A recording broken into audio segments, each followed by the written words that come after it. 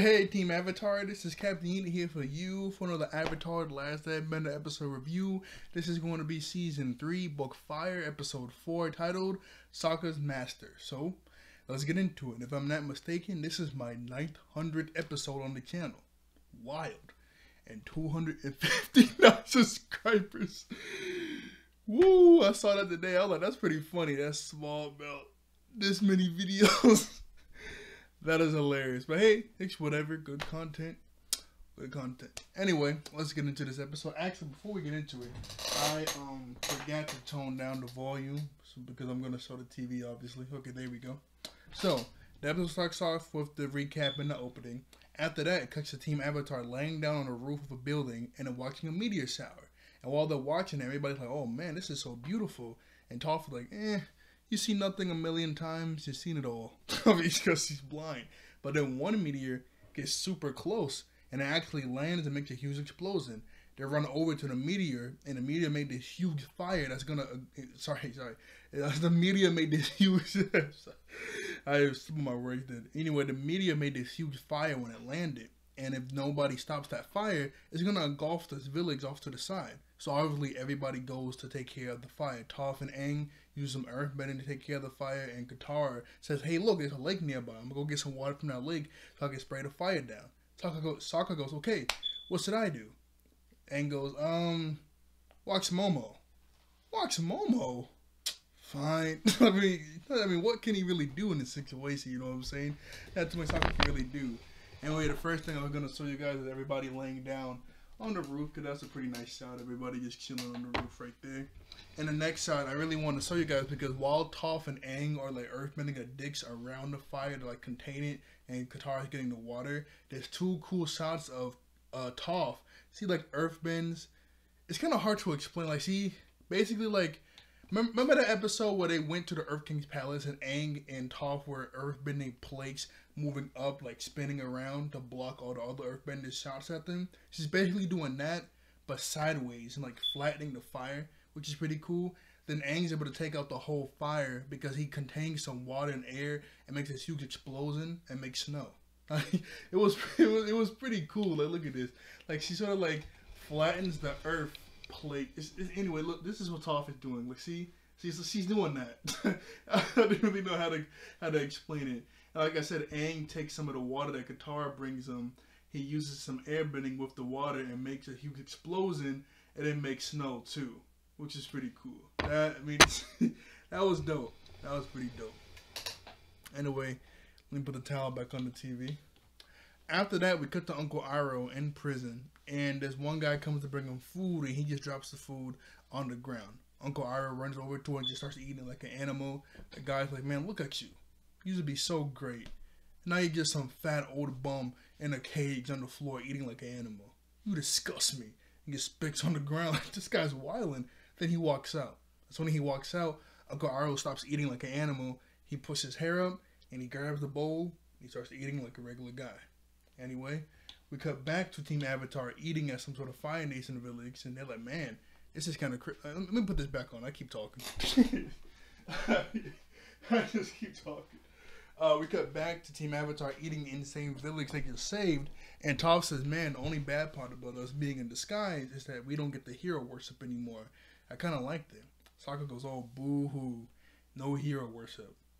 What's your problem? All of you guys are so amazing. You guys can, earthbend, airbend, waterbend. Like, you guys can do all this cool, powerful bending stuff, and I just can't do anything. That's not true, Sokka. You can tell good jokes. And you can read a map like nobody else. And then Aang tries to crack a joke on Katara's hair. And it's funny because he goes, you can crack jokes. We can't crack jokes. Look at Katara's hair. What's up with that? She goes, what? What's wrong with my hair? And she starts like holding her head. And he goes, no, I was just joking. Then it goes back to Sokka. He goes, thanks guys, but I'm just, compared to all of you guys, I'm just a regular dude. Katara goes, you know what? I don't know what cheer you up. The scene cuts to them in a Fire Nation weapon shop. He goes, shopping! Alright, what should I get? And it cuts to well, not a montage, but there's a couple different scenes of Sokka grabbing a few weapons, testing them out, seeing what new weapon he would like to get. It cuts over to Aang while Sokka's like looking at all these weapons, and he goes, "Hey, Guitar, how do I look?" And he has this huge battle armor on. He goes, I don't know, Aang. He goes, "Man, this is so cool. All I need now is the only thing I need now to complete my outfit is a wind sword." She goes, "A wind sword?" He goes, "Yeah, I just get a hilt of a sword and I can airbend a blade, so I get a wind sword." But he's holding a hilt, so I guess he could already do it, but hey, man, it's whatever. I mean, it looks cool, but the way Aang fights, obviously he needs to move around a lot since he's mainly an airbender, so I mean, even if he wasn't, this is kind of too... I mean, unless it's like super strong, you can move this stuff around. This is way too bulky for Aang. Aang's not that strong. Aang's not that strong. This is way too bulky for Aang.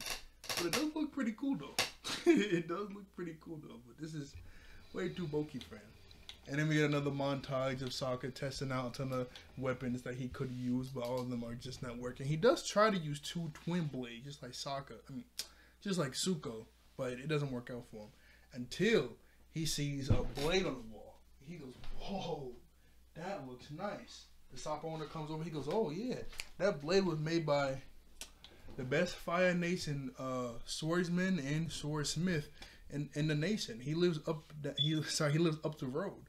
He can teach you if you want." Sokka goes, "Huh, maybe." And no, sorry, he just says that's the best swordsmith and swordsmaster in the land. And then Aang goes, "Oh, hey, Sokka, that's what you're missing." He goes, "What? A master? Think about it. We all have different masters that teach us how to get this good as we are. You haven't had a master yet. You should actually go ask that guy to teach you." Sokka goes, "Huh, you know what? You're right. I want to go ask him." And this guy's name kept confusing me, dog. Anyway, this guy's name is Pai Noao. Actually, I'm gonna pause this and play it out loud so I can get it. Okay, Piandao. That's his name, Piandao. Sorry, when I was watching the episode, I kept saying that over and over in my head because that sounded so weird. I was like, I know I'm gonna forget it when I'm recording. But anyway, it's Piandao. That's the sword master. Anyway, right before we go to him, we cut to Uncle Iroh laying down on the ground. He's looking at the ceiling, and he just starts doing some sit-ups like crazy. And then we cut back to Team Avatar. Well, we cut back to Sokka going to Piandao's castle. He rings on the doors like these 2 doorknobs, and he's just ringing on them. Doors open, and there's a butler. He goes, "You need something? I came here to train with Piandao." You know, he mainly doesn't. Sorry, he goes. You know, he mostly denies most people that come to train with him. Sokka says, "Okay, I just really want to learn from him." All right, come in. So they go inside, and Piandao goes, "So, who are you? Are you some guy that came from a little..." Sorry. I'm messing everything up. The butler asks Sokka, have you had anything of worth to prove yourself to be worth training for Piandao? Sokka goes, that's what I thought. Come on. That's when he walks in. Sokka mentions about how he's from the Fire Nation colonies, because he was trying to say that his name Sokka was from the Fire Nation colonies. Piandao goes, "Oh, okay, I see. So you're the best in your little village in the colonies, and you think you're so good that you should come here and get trained by the master." Sokka goes, "Actually, no. I mean, actually, I've been around the world. Here it comes. But no, I know I'm not that good. I'm not really good at anything, and I really need a master to teach me. You know, you're not really selling yourself to me too well. I know that. I really am going to need a master to get good. I'm not that good at anything right now. Could you please teach me?" Piandao stands up. He goes, "You know what, Sokka? I will teach you." Because obviously, you heard it in his voice and what he just said. Like, he got people coming in all the time trying to be like the best in the world. Like, I'm the best. You got to teach me. You know what I'm saying? Sokka's humble. He's nice. Like, he knows his doubts and he's saying them out loud. He goes, "You know what? You got it. Let's go." Like, that was nice. That was really nice. And then for the next couple scenes, we keep cutting back and forth from his training to Team Avatar to Uncle Iroh.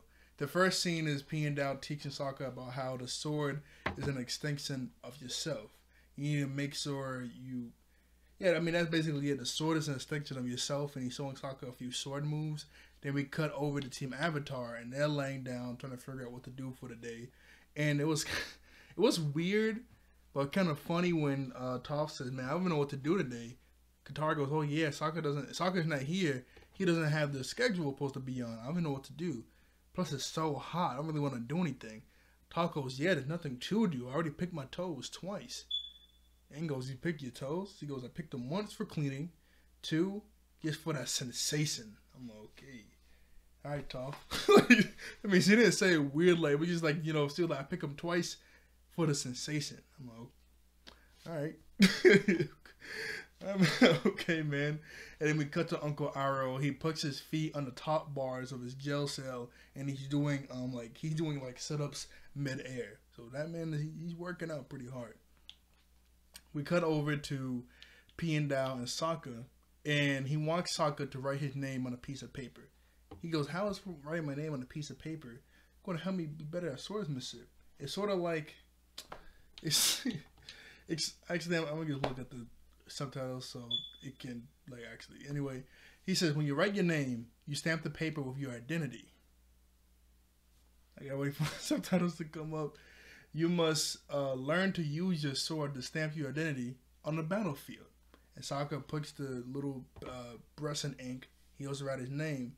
But Piandao goes, "Now, you cannot let go of the brush until you're done. You're not allowed to make any other lines." Like, it's sort of like cursive, like you got to keep on moving. Make your identity on it, on the paper. Sokka gets kind of nervous and he puts the brush back and he puts it on his face. Piandao goes, "Hey, you're getting ink on your face." He goes, "I am?" "I am." So he puts a ton of inks on his face, puts his face on the paper, rubs it. He goes, "Huh? Hey," and his face is on the paper. And Piandao goes, okay. He was like, "That's not really what I meant, but you got it." Anyway, after that, Sokka's starting to spar with the butler that Piandao has with wooden swords. Sokka loses. Then Piandao takes Sokka to this waterfall. He goes, Sokka's blindfolded, and he takes him to this waterfall. Now he says, "Now on the battlefield, you only get an instant to take everything in." He takes off the blindfold. Sokka rubs his eyes. He looks for like a couple seconds. He turns Sokka around. He goes, "Okay, now, paint it. And no peeking." Okay? Sokka takes his time, paints it. "I'm finished." He gets up.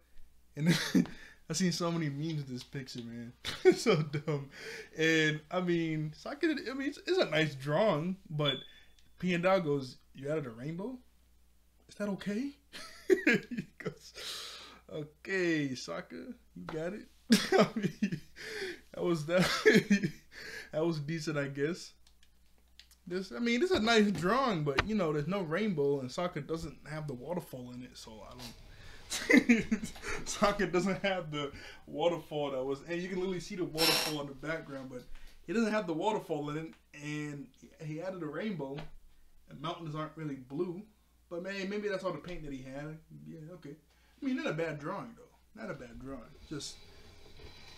Alright, and I just noticed that he gave the sun a smiley face. He gave the sun a smiley face. That was pretty funny. Anyway, we cut back to the castle.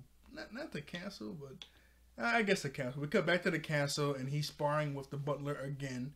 He loses, but this time he loses because while they're fighting, Piandao yells out, "Hey, Sokka!" He turns to the side, and the butler sweeps his leg, and he falls. Pay attention. So, I mean, yeah, he's, that was a test, to keep focusing on your opponent, even though someone, distractions can happen anytime on the battlefield. So, that was a test. But still, when I walked out, I was like, come on, man, you set him up. But still, anything can happen off to the side. But you still got to focus on what's going on, or you're going to die like that. So, that makes sense. That makes sense. Anyway, the next training little regiment is Sokka has to make the environment your weapon. Like, use the environment to your advantage in this rock garden. Sokka goes, "Okay, I got it." He moves a ton of rocks to the side to make a little hammock. He lays on them, and there's like a ton of rocks all over the garden. Like, it's messed up, and this place was pretty clean. The butler comes, he's like, "Oh, are you kidding me?" Sokka goes, "Hey, can you get me a cold drink? It's pretty hot." And he's looking at Piandao like, "Yo, he gets messed up." And Piandao, "Oh yeah, get me a cold drink too, with a lemon." He goes, "Ugh, whatever," and he walks away. Then it cuts back to Sokka sparring with the butler again, and he actually beats the butler this time. Then we cut back to Uncle Iroh doing clap push-ups. You know, you push up, you let go while you're midair, you clap, you catch yourself, and you know, you keep doing that. Anyway, he's doing that. Then the camera pans over to the guard, and he's hearing all the clapping. And he goes, you know, what the heck is that? So he goes over to the jail cell. He opens the doors. When he opens it, Uncle Iroh's laying on the wall, just clapping, like he's delirious. He goes, crazy old man, and walks out. And then it's like, Uncle Iroh is smooth. My point is smooth with it.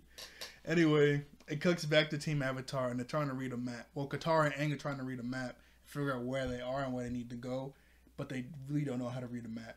And then, Toph goes, man, you two ding-dongs don't even know what you're doing.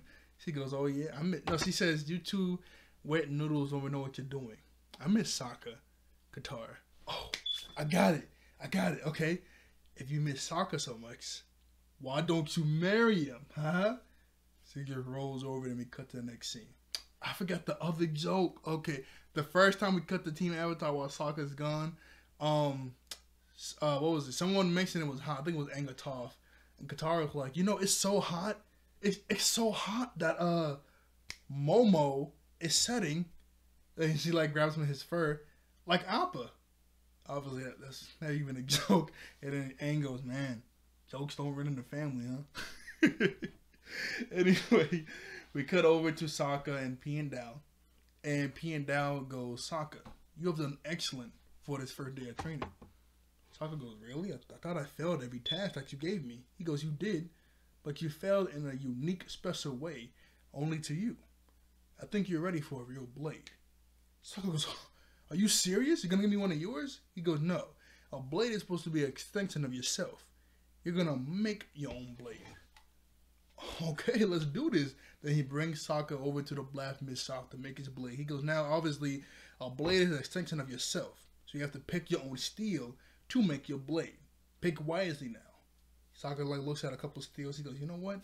Hey, master, is it okay if I go leave and get my own material and bring it back? I will have it no other way. So he leaves. He goes back to Team Avatar. Everybody's happy to see him. They hug him. And then Aang goes, say something funny. Funny what? And they just start laughing. He looks at Toph like, what's going on? She goes, I don't know. I think they missed you or something. I didn't care. And she starts to blush, but she's not looking at him. He goes, oh, thank you.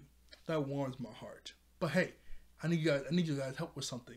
And then they look at the meteorite that they just saw, like, well, he said a day, so yeah, I guess like, you know, the other day. They look at the meteorite that they just destroyed. Well, not destroyed, but you know, they look at the meteorite that they saw the other day. Then we cut back to Uncle Iroh and he's still training. And then we cut back to Sokka bringing the meteorite while everybody's helping him push it up the hill. Because, you know, he lives up the road. Pushing the meteorite up to the doorsteps of Piandao's castle. Anyway, when he opens the door, he goes, who are these guys? Oh, just, you know, good other Fire Nation folk. You know, these are my friends. But hey, can you guys make a sword out of space rock? Of course we can. This is going to be the most unique sword that's ever been made. Let's do it. And then we see a montage of Sokka making his blade, you know, cracking the blade open. I mean, cracking the meteorite open, breaking it down into chunks, putting it into a furnace, melting it down into lava, putting the lava in the, you know, the sword frame, making the sword, banging it out, like banging out all the defects, rapidly cooling it, and it's officially made. He has a black sword. Pretty nice, you know. That looks sweet, man. A black blade, looking nice. Anyway. He's giving Sokka his blade, and while he's giving Sokka his blade, he gives a little speech to Sokka, and he's saying that, you know, you are the most unique person I've ever teached before. You have something. Sorry, actually, I'm gonna just go back one.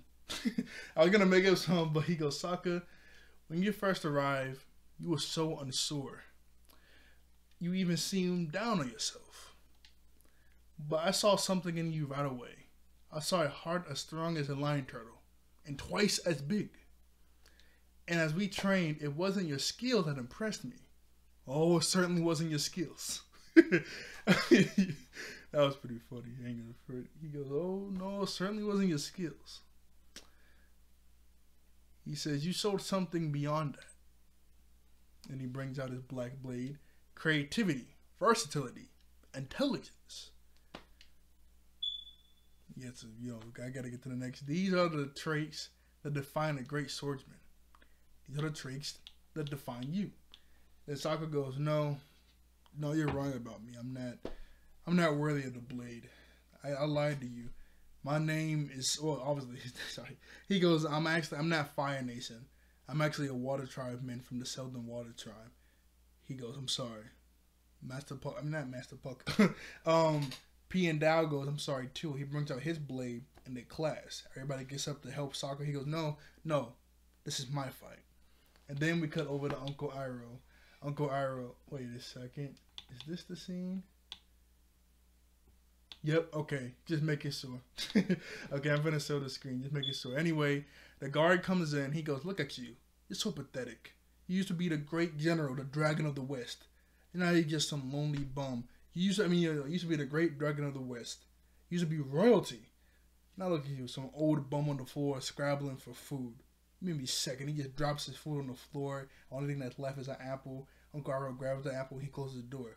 Uncle Iroh gets up, unties his robe. It falls down, and he is jacked. Like this man looking like The Rock. Boy, this man is bulking. All that training he's been doing, and and it's like a nice detail. So when he like undoes his robe, like this little cover pops out to make, because he had the cover inside of his robe to make himself still look fat. But obviously he's bulking pretty hard. Look, I remember I saw a meme about this. It said, you remember when Uncle Iroh got put into prison and he came out looking like he's having none of your excuses? I don't know why that was so funny to me. But look at this. My man is jacked. And as soon as he does that, he starts to do one-arm push-ups. Look at, not pull-ups. My bad. One-arm pull-ups. I said push-ups. I'm so dumb. I'm so dumb. Anyway, the next scene is Master P and Dow and Sokka fighting. And while they're fighting, he's giving Sokka, like, not pointers, but he's, like, congratulating Sokka on what he's doing. Like while they're fighting with the sword, Sokka starts to like jump on top of this bridge and starts to like flip and stuff. And he goes, "Good job, Sokka, using your agility against an older opponent." And then they go over to these two walls, and Sokka's like jumping off of them. "Good job, using the terrain to your advantage." And they start to clash some more. Then they go into this bamboo forest, and while they're going into the bamboo forest, Sokka starts to cut down some of the bamboo to trample him in, but P and Dow starts to cut him up, and then Sokka like grabs the bamboo, stretches it back, and flings it at him. "Good job, Sokka, using the environment to your advantage." And then you're like, why is this guy hyping him up? Aren't they fighting? like this guy is like giving him pointers, like hyping him up and crazy stuff like that. And then Sokka digs his sword into the ground and flips it up, and a bunch of dirt flies into his face, or into P and Dow's face, and he can't see, so he's just using his ear.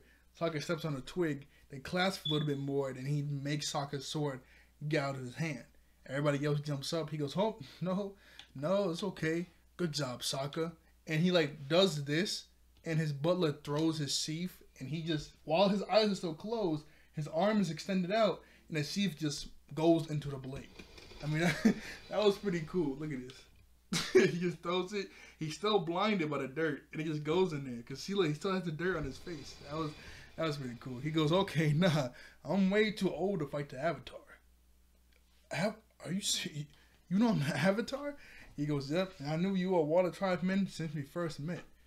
Really? Yeah, you should really think of a better cover name. You should really think of a better cover. You should really think of a better cover name. Try Lee. There's a million Lees. I wonder if we know anybody else named Lee.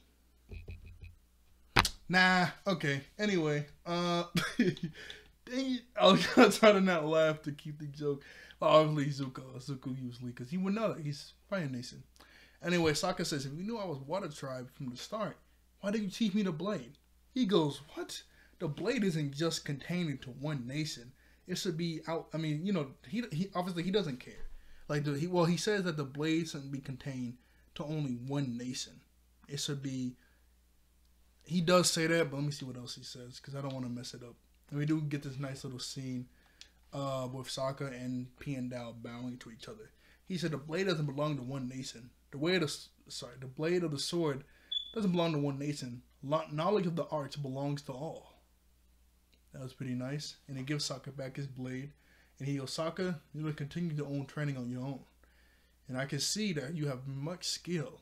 If you stay on the path that you want, you might even become a better master than I am. And they both bow to each other, which is pretty nice. Here we go. They both bow to each other, which was nice. And made this nice cool team sign, everybody walking out. Anyway, as you see the butler's coming up to them, he goes, wait, Master P and Down wanted to give this to you for a little memento to remember him by. Sokka opens the little bag and he goes, oh, it's a white lotus tile. What could it mean? I don't know. And he goes, oh yeah, Sokka goes, oh yeah, Toph, I forgot. I have a little piece of the meteorite because you never got to, bend space Earth before. She goes, all right, cool. She starts to bend it a little bit and she makes her Nickelodeon Splat logo. And then someone mentioned Sokka just says space Earth. And then Katara goes, it's not really space Earth because it can't be Earth because it's not on Earth anymore. It's in space. So it's just like whatever is out in space. Do you have to ruin everything? I mean, I was kind of like, come on, Katara, you didn't have to really say that. Then we get the credits. But like I said, she starts to bend it and she makes the Nickelodeon Splat logo. Huh? Nice. That was pretty cool. And that's the end of the episode. Sorry I was stuttering like crazy this episode. I don't know why. The next episode is the beach, and that's the last, because when Avatar got put back on Netflix, I watched it all the way up to the beach, and then I was like, you know what, I should review this. So then I started back on episode 1 to review it with you guys. So the last episode I watched just by myself from watching the whole series was the beach. After that, I didn't watch the rest of it. So after that, hey, I'm with you. Obviously, I saw this before when I was a kid, but, as a kid, you don't watch each episode one by one. You can watch whatever episode's on that day. You can watch whatever episode is on that day. You get lucky if, one episode continue on with the next episode. But anyway, like, share, and subscribe. I'll see you all later. I thank you all for watching. I thank you all out there for being wonderful human beings, and I'll see you guys next time. Bye-bye. All right.